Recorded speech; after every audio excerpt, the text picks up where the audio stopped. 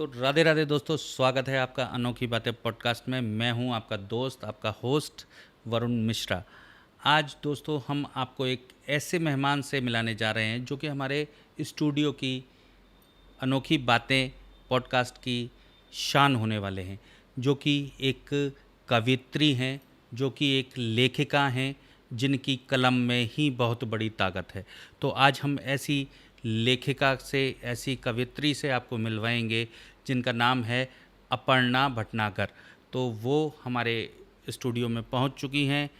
आइए स्वागत करते हैं। तो स्वागत है आपका अपर्णा जी हमारे अनोखी बातें पॉडकास्ट स्टूडियो में। बहुत बहुत शुक्रिया, बहुत बहुत धन्यवाद आपका अपने शो में आमंत्रित के लिए।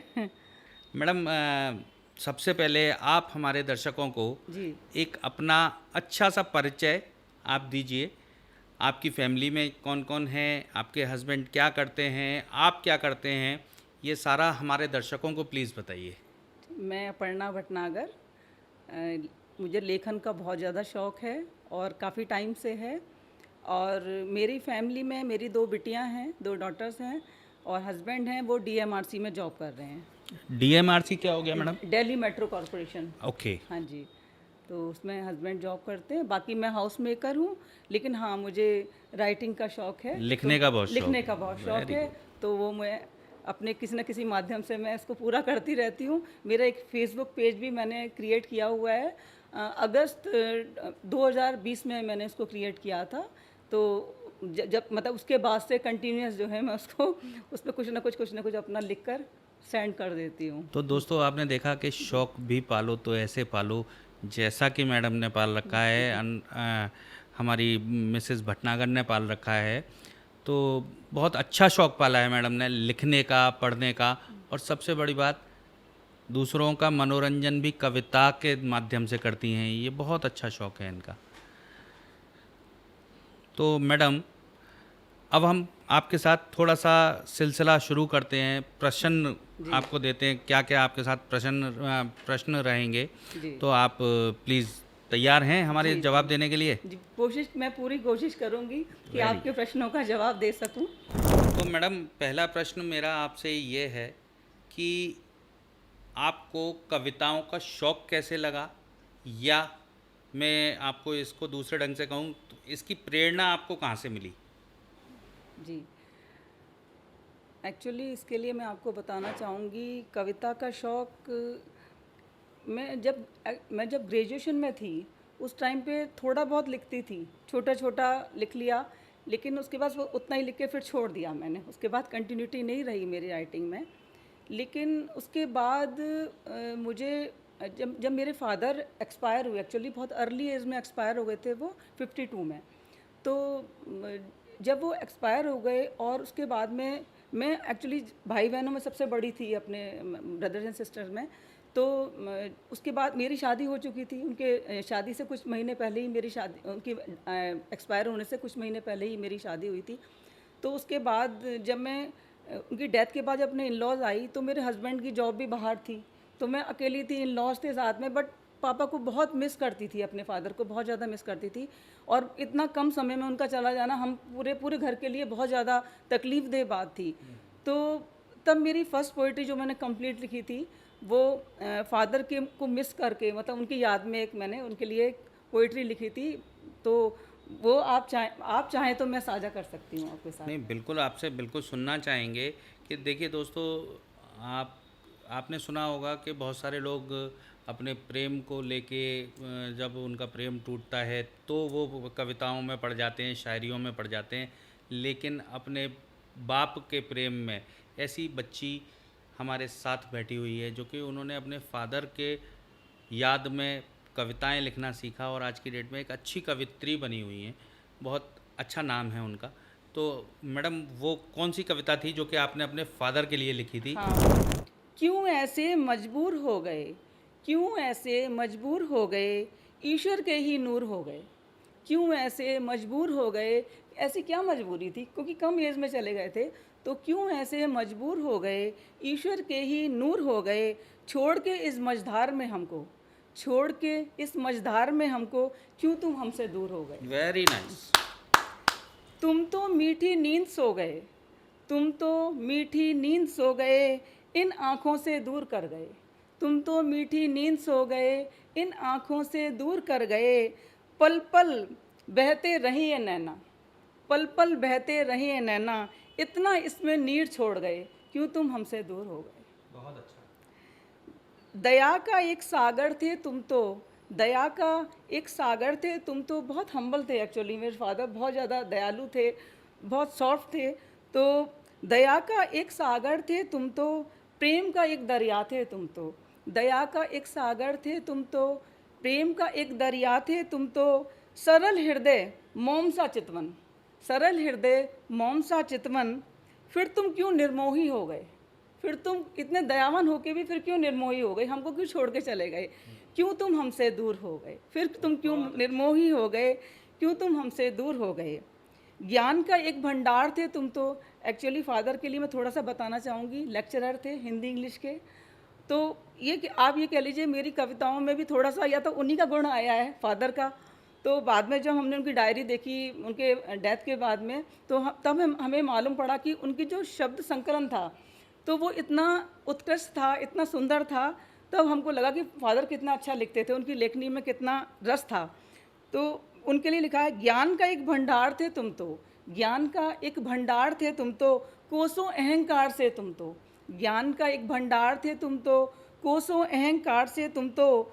कुछ तो कहते अंतिम क्षण में, जब ज्ञान इतना था, कुछ तो कहते अंतिम क्षण में अनायास ही शांत हो गए।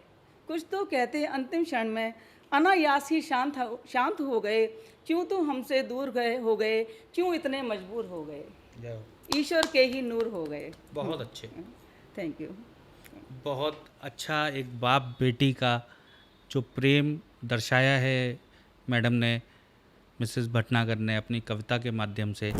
तो पहला प्रश्न मेरा आपसे ये है, आपकी कविताओं में प्रेम की क्या परिभाषा है। आपके अनुसार प्रेम केवल भावना है या यह जीवन का एक बहुत बड़ा अनुभव भी है।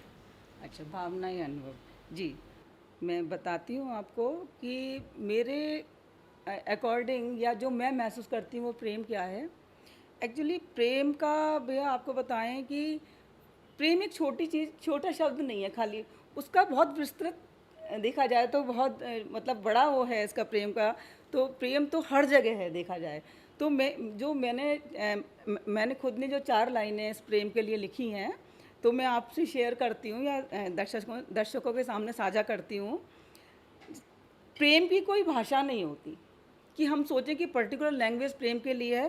प्रेम की कोई भाषा नहीं होती, प्रेम की कोई परिभाषा नहीं होती। प्रेम की कोई भाषा नहीं होती, प्रेम की कोई परिभाषा नहीं होती। प्रेम मोहताज नहीं अल्फाजों का। Very nice. प्रेम मोहताज नहीं अल्फाजों का। प्रेम की कोई अभिलाषा नहीं होती, प्रेम को चाहता नहीं है। शुक्रिया शुक्रिया। प्रेम की कोई अभिलाषा नहीं होती। प्रेम बहुरंग है, प्रेम मलंग है, प्रेम तरंग है, प्रेम सुगंध है। वेरी नाइस, वेरी नाइस, बहुत बढ़िया। प्रेम तो बहुत विस्तृत है। तो प्रेम तो आप ये सोचिए, आप संगीत से प्रेम है आपको, किसी व्यक्ति विशेष से प्रेम है आपको, या प्रकृति से प्रेम है आपको, तो ये सब प्रेम ही है। तो जीवन में एक्चुअली जो कुछ है वो प्रेम ही है और होना भी चाहिए मेरे ख्याल से।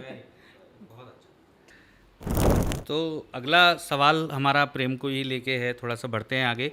प्रेम में विभिन्न रूप हैं जी, या कह लीजिए प्रेम के विभिन्न रूप हैं जी, जैसे आत्म प्रेम, दिव्य प्रेम जी, या पारिवारिक प्रेम, जी। है ना। तो एक प्रेम के पारिवारिक प्रेम के बारे में आपकी क्या राय है। पारिवारिक प्रेम के बारे में देखिए, प्रेम तो एक तो बहुत अच्छी अनुभूति है। प्रेम तो वो परिवार में भी होती है, होनी भी चाहिए। और परिवार में चाहे आपके बच्चे हैं या दोनों जीवन साथी है आपके, तो हस्बैंड वाइफ हैं या फैमिली में और भी मेंबर्स हैं, रिश्तेदार हैं, सबसे प्रेम तो होना ही चाहिए। अगर जीवन आपका तभी सफल है जब आपके जीवन में प्रेम है। नहीं तो जीवन में अगर प्रेम का कहीं अभाव है तो आप ना तो आप खुश रह पाएंगे और ना ही दूसरों को रख पाएंगे। तो इसलिए प्रेम तो बहुत ज़रूरी है परिवार में भी। और दिव्य प्रेम की आपने अभी बात करी, तो वो दिव्य प्रेम मैं सोचती हूँ कि भगवान के लिए है, जैसे ईश्वर के लिए है, तो हम जब हमारी आस्था उनमें होती है तो यह हम सोचते नहीं वो हैं हमारे लिए, वो कहीं ना कहीं हमारे लिए हैं और हमारी रक्षा के लिए हैं, हमारे लिए मतलब हमारी दया हम पे रखने वाले हैं, या हमारे तो उनके प्रति जो है एक अलग लगाव हो जाता है। और वो ये तो और ऐसा लगता है कि जैसे वो हमारे साथ ही हैं। तो वो ईश्वर के लिए प्रेम भी दिव्य प्रेम के अंतर्गत आपके आ सकता है, ईश्वर के लिए है। और एक आपने कहा प्रेम, पारिवारिक प्रेम, ये है दिव्य प्रेम, आत्म प्रेम। आत्म प्रेम। हाँ, आत्म प्रेम तो सबसे अहम है मेरे ख्याल से, क्योंकि आत्म प्रेम का मतलब है मुझे खुद से प्रेम करना। तो अगर मुझे खुद से प्रेम नहीं है तो मैं किसी से प्रेम नहीं कर पाऊंगी, क्योंकि खुद से प्रेम होना बहुत ज़रूरी है। अपनी अच्छाइयों से प्रेम करें, अपने सौंदर्य से प्रेम करें, अपने को अपने या आपको संगीत से शौक है तो अपने खुद जो अगर आपके अंदर कोई कला है, कोई टैलेंट है तो उससे प्रेम करें आप। तो प्रेम तो जीवन में बहुत महत्वपूर्ण है और सभी के लिए होना चाहिए। दोस्तों कितना अच्छा एक शब्द आया निकल के कि अपने सौंदर्य से प्रेम करें। तो आज सौंदर्य की मूर्त तो आप लोग देख ही रहे हो, हमारे पॉडकास्ट में बैठी हुई है कवित्री के रूप में। एक मैडम बहुत इम्पोर्टेंट प्रश्न है, आपकी लाइफ को लेके है थोड़ा सा। क्या कभी अपने आपके जीवन में जी कोई प्रेम प्रसंग चला, या कोई ऐसा व्यक्ति रहा जिससे आपको प्रेम रहा हो? प्लीज़ यदि आप कंफर्टेबली साझा कर पाएँ तो करिए। नहीं, इसके लिए मैं कहूँगी ऐसा कुछ नहीं रहा है, क्योंकि मेरी शादी भी एक अरेंज मैरिज है और मेरे लिए मेरा जीवन साथी ही सब कुछ है। और अगर प्रेम मुझे कहीं है तो उन्हीं से ही है। मैं बहुत और उनके प्रेम के लिए मैंने लिखा भी है जी। जो अगर आप चाहें तो मैं साझा कर सकती हूँ। तो जो वही मेरे प्रेरणा स्रोत हैं, एक्चुअली देखा जाए तो वही मुझे मोटिवेट करते हैं और उन्हें बहुत अच्छा लगता है कि मैं कुछ लिखती हूँ या मैं कुछ भी अच्छा करना चाहूँ, कुछ भी प्रोग्रेस करना चाहूँ, तो वो बहुत मेरा बराबर साथ देते हैं। आपके हस्बैंड? जी जी तो जी, प्लीज़ एक उनके लिए कविता हो जाए। जी तो जी दोस्तों जी आज एक ऐसी महिला कवित्री एक ऐसी कविता सुनाने जा रही हैं जो कि इनके पति के ऊपर है। वो हर बीवी हर पति के ऊपर अपने लिए माने। तो प्लीज़। जी, एक्चुअली मेरे लिए मेरा जीवन साथी वो सारा जग वो ही है मेरे लिए। बहुत अच्छा। तो मेरी कहानी का शीर्षक है मेरा तो तुम जग सारा हो। आप सुनिएगा। सूरज भी तुम चांद भी तुम हो, सूरज भी तुम चांद भी तुम हो, नील गगन का ध्रुव तारा हो। सूरज भी तुम चांद भी तुम हो, नील गगन का ध्रुव तारा हो। मैं दीपक और ज्योति तुम हो, मैं दीपक और ज्योति तुम हो, फिर कितना ही अंधियारा हो। Very nice. नींद में तुम और स्वप्न भी तुम हो, नींद में तुम और स्वप्न भी तुम हो, भोर का उज्जवल उजियारा हो, भोर का उज्जवल उजियारा हो। पग पग साथ मेरे जो तुम हो, पग पग साथ मेरे जो तुम हो, चाहे सकरा गलियारा हो, चाहे वो गली कितनी भी छोटी हो, पैसेज कितना ही छोटा हो, अगर साथ आप मेरे हो तो वो कितना भी सकरा गलियारा हो। हर धड़कन हर श्वास में तुम हो, हर धड़कन हर श्वास में तुम हो, हृदय की अमृत धारा हो। हर धड़कन हर श्वास में तुम हो, हृदय की अमृत धारा हो। जल जीवन सा अपना सुख है, जल जीवन सा अपना दुख है, फिर जल कितना ही खारा हो। जल जीवन सा अपना दुख है, फिर जल कितना ही खारा हो। रग रग में बहता प्रेम तुम ही हो, रग रग में बहता प्रेम तुम ही हो, जैसे निर्मल गंग धारा हो। सॉरी, रग रग में बहता प्रेम तुम ही हो, जैसे निर्मल गंग धारा हो।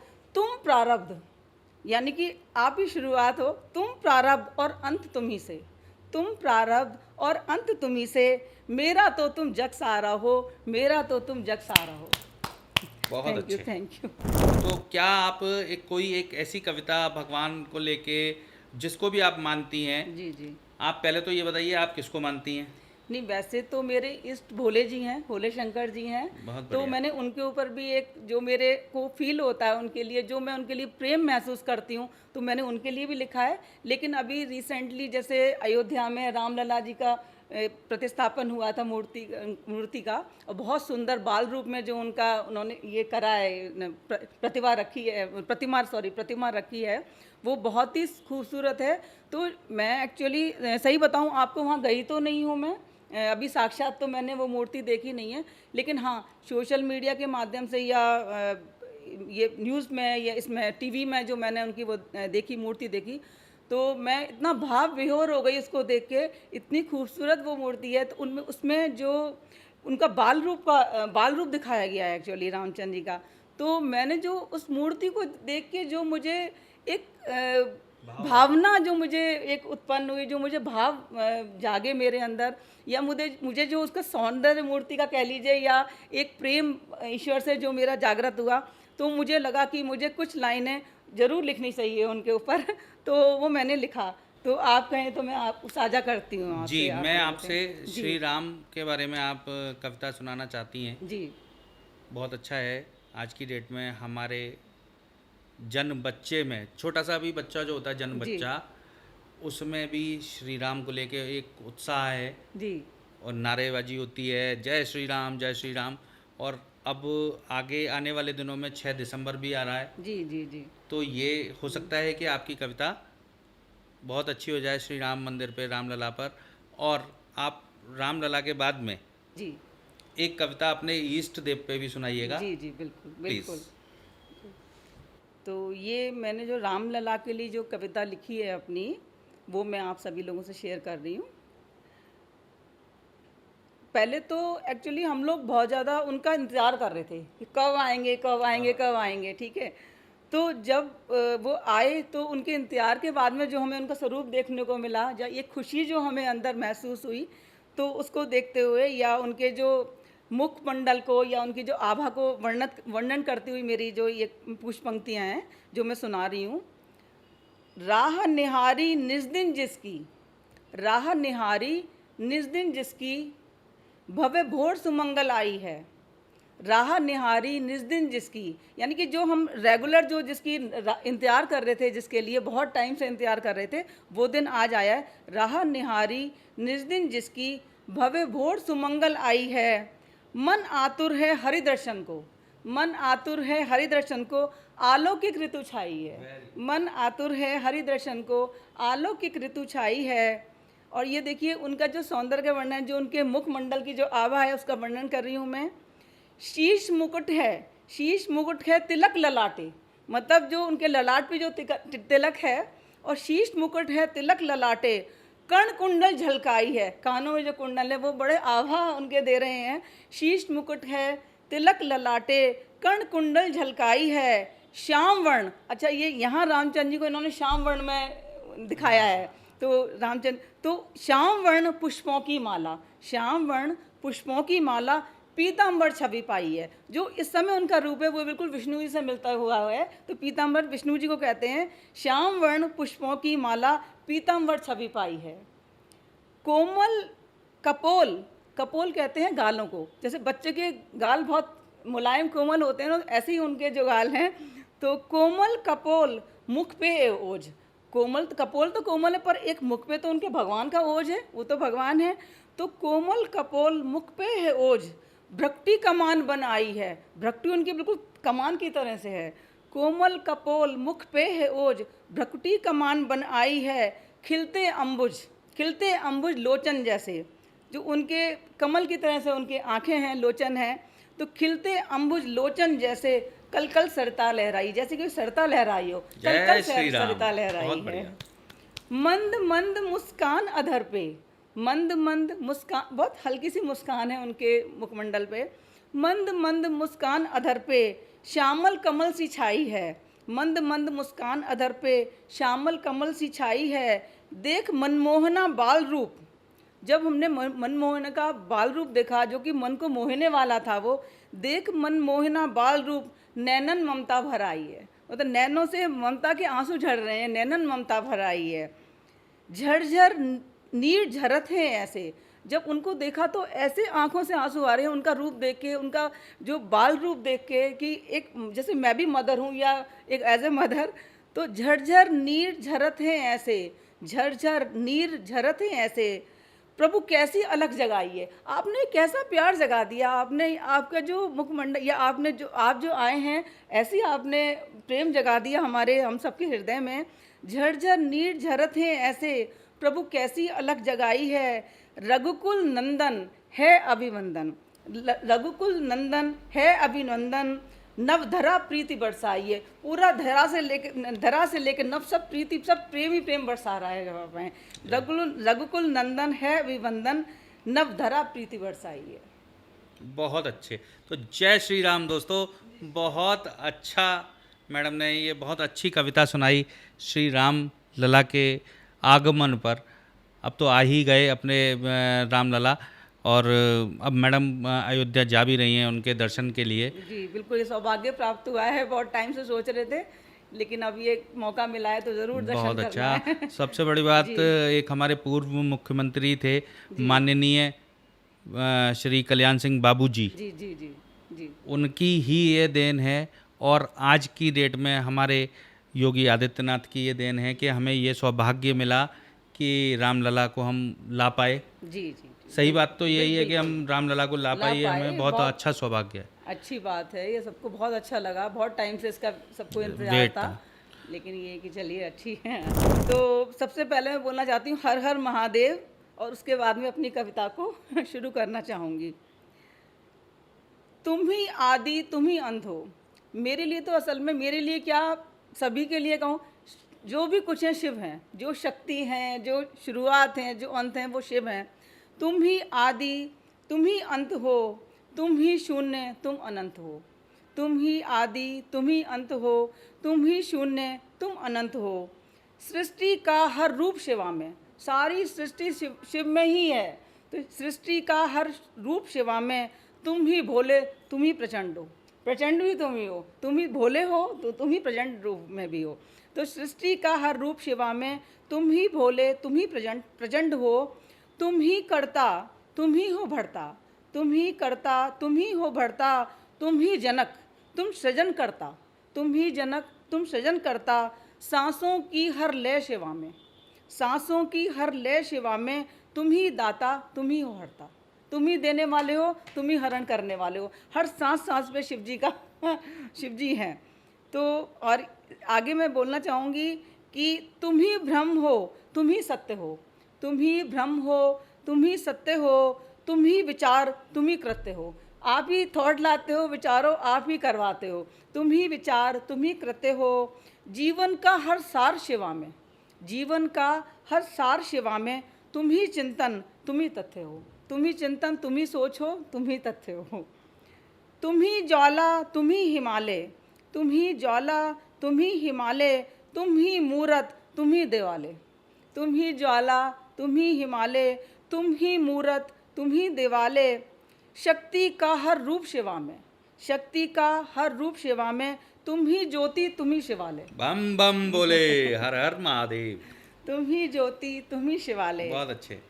तुम ही चित्र तुम ही चरित्र हो, तुम ही चित्र तुम ही चरित्र हो। तुम ही सरलता तुम ही सरलता तुम विचित्र हो। तुम ही चित्र तुम ही चरित्र हो, तुम ही सरसता तुम विचित्र हो। अंतर मन का भेद शिवा में, अंतर मन का भेद शिवा में।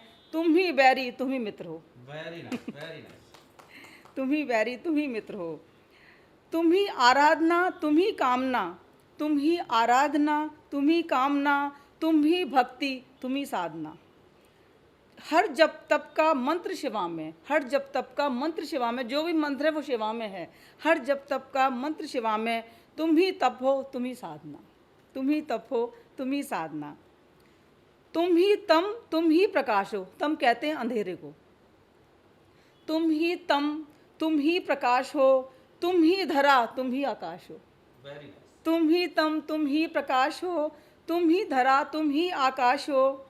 हर प्रारब्ध का लेख शिवा में, हर प्रारब्ध जो भी शुरुआत है वो शिवा में ही होती है। हर प्रारब्ध या जो भी कुछ लिखा होता है, प्रारब्ध कहते हैं एक्चुअली, जो हमारी नियति में जो लिखा होता है, तो वो सब शिवाजी नहीं लिखा, शिव जी नहीं लिखा हुआ है, वो उन्हीं का सब कुछ लिखा हुआ है। जो भी कुछ घटित होता है सब उन्हीं की मर्जी से होता है, मेरा ऐसा सोचना है।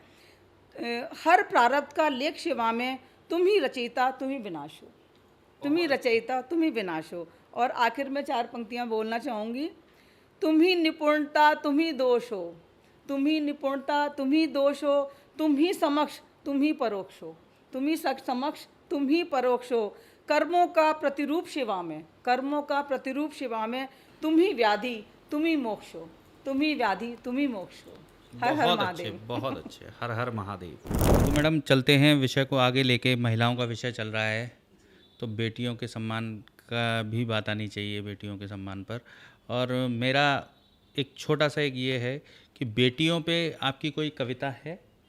जी बिल्कुल, बेटियों पे लिखी है। बेटी मुझे एक्चुअली बहुत अजीज़ हैं, और सभी बेटियों से, मेरी खुद की भी बेटियां हैं, बट मुझे पता नहीं क्यों बेटियां बहुत ज़्यादा पसंद हैं मुझे। क्या तो आपके पास बेटी है इसलिए अजीज हैं, या नहीं, मतलब इस देश की बेटी से ही प्यार है नहीं आपको? देश की मुझे हर बेटी से ही बहुत प्यार बहुत है। अच्छा। ऐसी मुझे हर माँ की वो होनी चाहिए, सोच होनी चाहिए, हर व्यक्ति की ये सोच होनी चाहिए कि हम अपने देश की हर बेटी से प्यार करें, उसका सम्मान करें, उसका मान रखें। जी, बल्कि मुझे ना हर बेटी में अपनी बेटियां नज़र आती हैं। Very nice, very nice. तो मैं बिल्कुल, मैंने बेटियों के ऊपर लिखी है एक अपनी कविता, जो मैं साझा कर रही हूँ आपसे। मैं एक्चुअली मैं आपसे वो चीज़ साझा करना चाह रही हूँ, एक बेटियों के उद्गार, या बेटियाँ क्या सोचती हैं। तो बेटियों की क्या एक अभिलाषा है, क्या उनकी इच्छा है, जो वो मेरी कलम के माध्यम से मैं उनको प्रस्तुत कर रही हूँ आप लोगों के समक्ष। बेटियों का जैसे उनकी मेरा इसका शीर्षक है कविता का, बेटी की अभिलाषा। चाह नहीं बेटा बनने की, बेटी ही मुझको रहने दो। मतलब बेटियां ये कहना चाह रही हैं कि आप सोचो कि मैं भी बेटा बन जाऊं, क्यों बनूं बेटा, मैं बेटियां ही ठीक हूं, मैं मतलब मुझे बेटी ही रहने दो। चाह नहीं बेटा बनने की, बेटी ही मुझको रहने दो। ये जग सारा मुझसे भी है, ये जग सारा मुझसे भी है, मुझको मुझको भी कुछ तो कहने दो। ये जग सारा मुझसे भी है, मुझको भी कुछ तो कहने दो। जो मैं छूना चाहूँ नभ को, जो मैं छूना चाहूँ नभ को, कतरो ना पंखों को मेरे। जो मैं छूना चाहूँ नभ को, कतरो ना पंखों को मेरे। कांटों पर जो चलना चाहूँ, कांटों पर जो चलना चाहूँ, ना डालो पाँवों में डेरे। कांटों पर जो चलना चाहूँ, ना डालो पाँवों में डेरे। झरनों सा मैं शोर मचाऊँ, मतलब बेटियां चाहती हैं हम खिलखिलाएं, हंसें, हम शोर मचाएं, तो वो सब होना चाहिए उनके लिए। उनका ये लाइफ बार बार थोड़ी आती है, तो बेटियों वो ये ऐसा महसूस कर रही है, या उन्होंने अपनी एक अभिलाषा जाहिर की है। झरनों सा मैं शोर मचाऊं, नदियों सा मुझको बहने दो। झरनों सा मैं शोर मचाऊं, नदियों सा मुझको बहने दो। ये जग सारा मुझसे भी है, मुझको भी कुछ तो कहने दो। बन सुगंध सबको महकाऊं, बन सुगंध सबको महकाऊं, बारिश की बूंदें बन जाऊं। बन सुगंध सबको महकाऊं, बारिश की बूंदें बन जाऊं। ऋतुओं का हर रंग बनूं मैं, ऋतुओं का हर रंग बनूं मैं। पवन सुहानी बन इठलाऊं, पवन सुहानी बन इठलाऊं। कलियों सी मुस्कान बिखेरूं, कलियों सी मुस्कान बिखेरूं। पुष्पों सा मुझको खिलने दो, कलियों सी मुस्कान बिखेरूं। पुष्पों सा मुझको खिलने दो। ये जग सारा मुझसे भी है, मुझको भी कुछ तो कहने दो। आगे है, मुझको भी पढ़ने लिखने दो। जैसे अभी मेरी आपकी काफ़ी वार्ता के बीच में बातें हुई कि बच्चियों को, महिलाओं को शिक्षा बहुत ज़रूरी है, तो उनका भी इच्छा है कि मुझे शिक्षित होना है, मुझे भी शिक्षा की बहुत ज़रूरत है, आगे बढ़ने की ज़रूरत है। मुझको भी पढ़ने लिखने दो, मुझको भी पढ़ने लिखने दो। पढ़ लिख कर साक्षर बनने दो। मुझे भी साक्षरता ज़रूरी है, मुझे भी लिखना पढ़ना आना चाहिए, सोच समझना आना चाहिए। मुझको भी पढ़ने लिखने दो, पढ़ लिख कर साक्षर बनने दो। प्रगति का परचम लहराऊं, प्रगति का परचम लहराऊं। देश का गौरव मैं कहलाऊं, मैं भी देश का गौरव कहला सकती हूँ। तो प्रगति का परचम लहराऊं, देश का गौरव मैं कहलाऊं। नहीं बनूं मैं बोझ किसी पे, नहीं बनूं मैं बोझ किसी पे। कुछ निर्णय मुझको लेने दो, कुछ निर्णय मुझको भी लेने दो। नहीं बनूं मैं बोझ किसी पर, कुछ निर्णय मुझको लेने दो। ये जग सारा मुझसे भी है, कुछ तो मुझको भी कहने दो। बहुत अच्छे। अब लास्ट में आखिर में कुछ पंक्तियां हैं जो हम सोचते हैं कि बाहर निकल जाएंगी बेटियां तो वो बिगड़ जाएंगी, या गलत उसमें ना हो जाए, या उनके लिए जो हमारी सोच है अभी तो सोच इतनी परिवर्तित नहीं हुई है। तो उसके लिए उनका क्या कहना है, ज्ञात मुझे भी सब मर्यादा, ज्ञात मुझे भी सब मर्यादा, क्या कम है और क्या है ज़्यादा। ज्ञात मुझे भी सब मर्यादा, क्या कम है और क्या है ज़्यादा। शीश न कोई झुकने दूंगी, शीश न कोई झुकने दूंगी, कर मात पिता के मान का वादा। शीश न कोई झुकने दूंगी, कर मात पिता के मान का वादा। उनका स्वाभिमान बढ़ाऊं, उनका स्वाभिमान बढ़ाऊं, वो खुशियाँ मुझको देने दो। मतलब मैं भी चाहती हूँ कि मेरी वजह से मेरे माता पिता का स्वाभिमान बढ़े।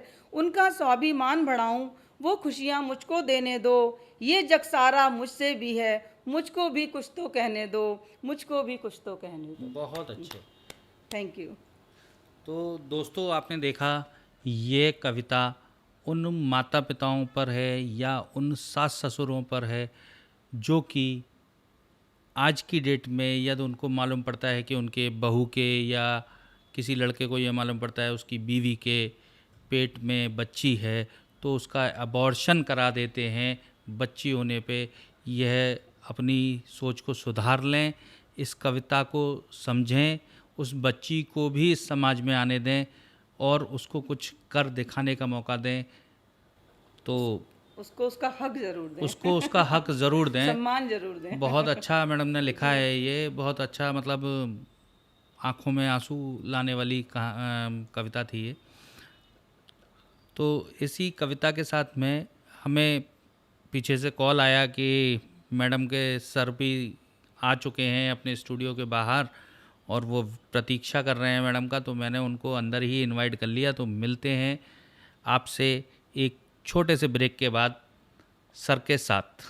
तो दोस्तों, अनोखी बातें के साथ साथ आज हमारे बीच में एक कवित्री तो थी ही थी और इस समय मैं इन दोनों को देख रहा हूँ तो अभी मैडम के ईष्ट देव जो मैडम ने बताए तो वो शंकर भगवान बताए, भोले बाबा। तो इस समय ये प्रतीत हो रहा है कि भोले बाबा और माता पार्वती हमारे स्टूडियो पर आए हैं हमें आशीर्वाद देने हमारे दर्शकों के साथ। मैंने ये सुना है कि सर भी बहुत अच्छा गुनगुनाते या गाते बहुत अच्छा है। एक हल्का सा इनसे भी सुनेंगे, लेकिन मैडम से एक लास्ट क्वेश्चन एक मेरा ये रह जाएगा कि मैडम आपका इस कविता के सफ़र में जो आपने लिखना जब से शुरू किया या कविताएं आपने शुरू करी, इसमें आपके मार्गदर्शक कहिए या आपके जो भी आपके मतलब आप जिनको मानती हो प्रेरणा स्रोत, यस, वो कौन रहे हैं ज़रा प्लीज़। जी जी। नहीं, मैं इसके लिए आपको कहना चाहूँगी कि वैसे तो मुझे कविताएं पढ़ने का बहुत शौक़ रहा है और पढ़ती भी हूँ। तो मैंने महादेवी वर्मा जी को भी पढ़ा है। उनकी कविताएं बहुत एक अलग सा आनंद महसूस कराती हैं। और इसके अलावा दिनकर जी को पढ़ा है मैंने। लेकिन इनके साथ साथ जो मैं आज भी जिससे जुड़ी हुई हूँ मैं या जो मैं कविता लिखने में मतलब एक तरह बाध्य हो गई या मुझे शौक़ लगा, तो मुझे गीत गज़लों का बहुत ज़्यादा शौक़ है। तो मैं गीत सुनती हूँ, गज़ल सुनती हूँ और ख़ासकर जब गीत गज़ल में जो उनके लिरिक्स होते हैं, जो बोल होते हैं, वो मुझे बहुत प्रभावित करते हैं।